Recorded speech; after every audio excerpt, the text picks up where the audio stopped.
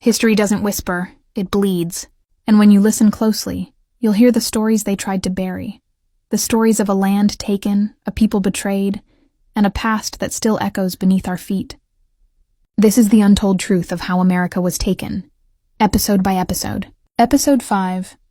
They say every fire begins with a spark. And for the native nations, that spark came the moment they realized the strangers on their shores weren't guests, but conquerors. By the early 1600s, tension had already thickened like storm clouds over the East Coast. The settlers who claimed to arrive for freedom from kings, freedom from rule, freedom from persecution, quickly became the very force of oppression they once fled. And the native tribes could feel that change in the air. The small agreements, the shaky promises, the handshakes made in mistrust. All of them began to crack. It started quietly, a hunting territory suddenly off limits. A river crossing declared English property. Settlers fencing off native land, as if they invented ownership itself. These little cuts added up, slicing into tribes whose way of life depended on shared land, shared resources, shared honor. Every day, one more piece of their world disappeared. But the colonists did not expect resistance. Not from people they believed were beneath them, not from a civilization they couldn't understand. And that was their great mistake. Because the first rebellion wasn't born out of rage, it was born out of survival. One of the earliest sparks came from the Powhatan Confederacy in present-day Virginia. They had welcomed the settlers at first, fed them, taught them how to live off the land, how to farm, how to fish, how to endure the winters. But the settlers took these gifts and demanded more. Food turned into tribute, help turned into obligation.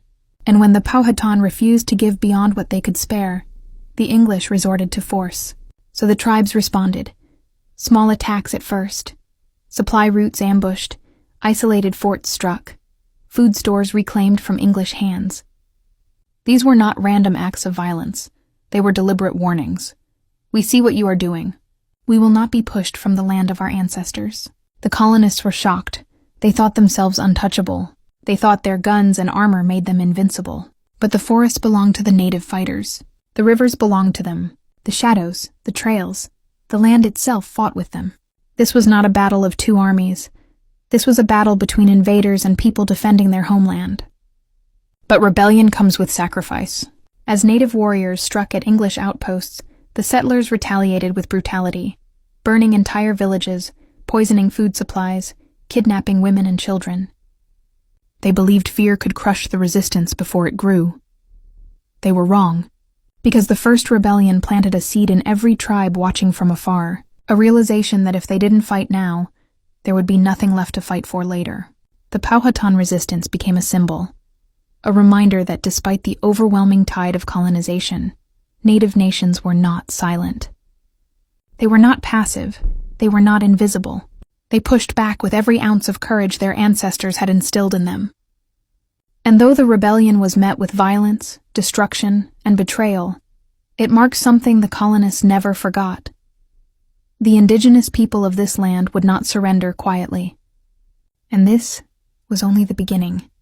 Because rebellions spread, resistance grows, and after the first spark comes the wildfire.